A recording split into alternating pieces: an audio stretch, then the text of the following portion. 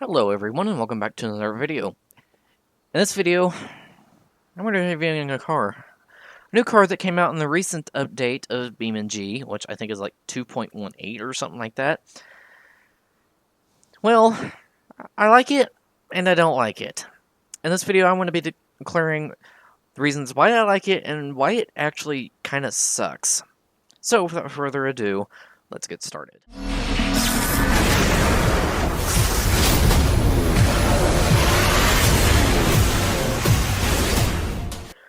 So, to start off with, the Bruckell Bastion is pretty much kind of a lookalike of a bunch of different cars.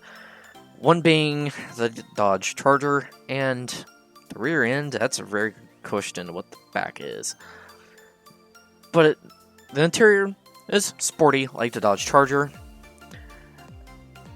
Almost reminds you of a Bugatti because of the B logo on the steering wheel, but looks a whole lot like the Charger in a way.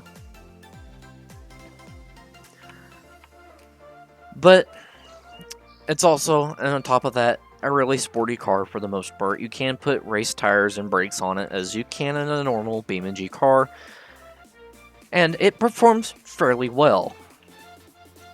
Several different transmissions for it, including the manual 8-speed, or semi-automatic 8-speed I should call it, and a sequential 6-speed, as well as a manual 8-speed race transmission, and the traditional 6-speed. There are several different fenders and bumpers you can put on it, including the wide body, which is shown here, and then the regular, which is kind of shown on the one sitting next to it. Has a regular side skirts, but a kind of a custom-made front and rear bumper that you can get in vanilla BeamNG. You can put an assortment of tires and wheels on these. Pretty much, actually, a larger list, I want to say, than the D series. But then again, it's a sportier car. It kind of should have a bit of a better wheel selection, if you know what I mean. You can put wings on these. There's only like 3, so not really much to be given there. Paint styles, there are a couple different ones. You know what, why don't I pull up the view configuration? So, a couple different paint designs: Battlehawk, Police, Redtail, Sport GT, and Taxi. The Battlehawk, Redtail, and Sport GT are basically or I really should rephrase that. The Redtail and the Sport GT are basically dumbed down versions of this paint job. I think one has 2 black areas, which I want to say are the hood and the roof, and the Sport GT, or another, has just, I want to say, the roof. Now on to my nitpicks about this car. One is the engine. The Stage 1 performance engine is actually kind of poop compared to the ultra heavy duty, or the heavy duty. Then again, I can't remember. Let me pull it up because my brain is failing me for some reason. So I currently have the 6.5 liter V8 in both of these, and they both have the ultra heavy duty long block. Problem with the regular Stage 1 and Stage 2 performance long blocks is they don't handle boost very well. In fact, they're a whole lot better standalone with maybe a different intake on it, that being probably the Sport or stock intake.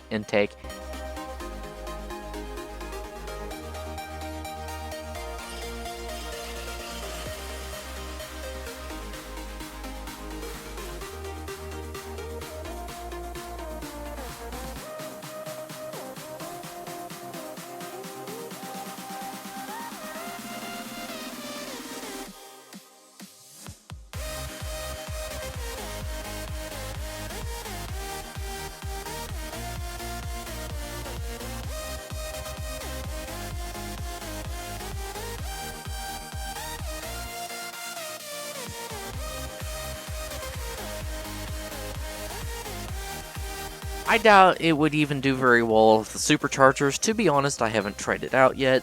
But basically, the bottom line of that nitpick is the performance engine blocks are just weak.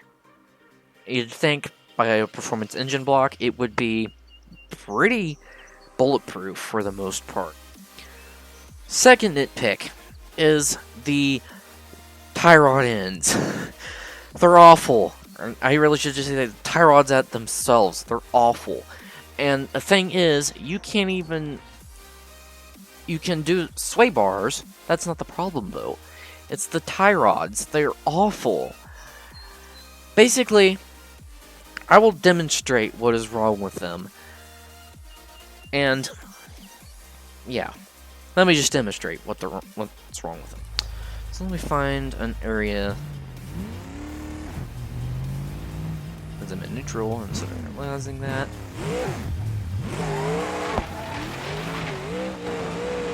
Just look and see how weak. They're just... I can't tell if they're getting so much grip they're doing that. Or...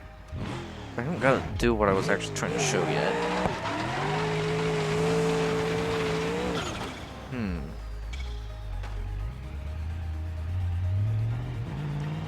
Open area. Like this. Has neutral drop worth a hit. Oh, there we go. There we go. Now it's really starting to freak out. There it went. Now, if you see right there,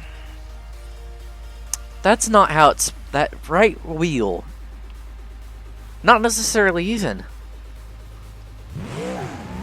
Wonder what that causes? I'm not even touching the steering wheel. And it's pulling. And then you try to do boosted pull, and it just veers. Basically what I'm saying, tie rods, they're weak. Previous bug fix update was supposed to fix that, and of course, typical BeamNG and other game bug fixes, it didn't really fix it. It made it a little more resilient, but for the most part, it really didn't. And I also noticed that I didn't touch the parking brake. I noticed that in the off-road version, I didn't mean to do that. Hit tab properly. In the off-road version, you go to off-road it, and they're just weak. You can't necessarily hit a bump very hard, or it'll look like it's drunk on a Friday night trying to hubble around. It's just... But for the most part, any variation of this is pretty resilient. I shouldn't say resilient. They're pretty good. They're just not great. And even the radiators in these all hold up really well. It's kind of odd compared to something like the D series, which you can't really put much power into it without overheating it. Obviously, there are mods out there that kind of alleviate that. They just don't alleviate it well enough. But anyway, that's my take on this beast of a car. I'd say leave your opinions down in the comments below, but obviously it's not possible. It is, but eh. Thank you all for watching. Please like, share, subscribe. It really doesn't matter. Dislike button's removed, so hitting that ain't gonna do much if you don't like the video. But please like it, share it. But then again, hit that subscribe button if you haven't yet. It's red and it looks really tempting. Thank you all for watching, and I will see you in the next video. Bye!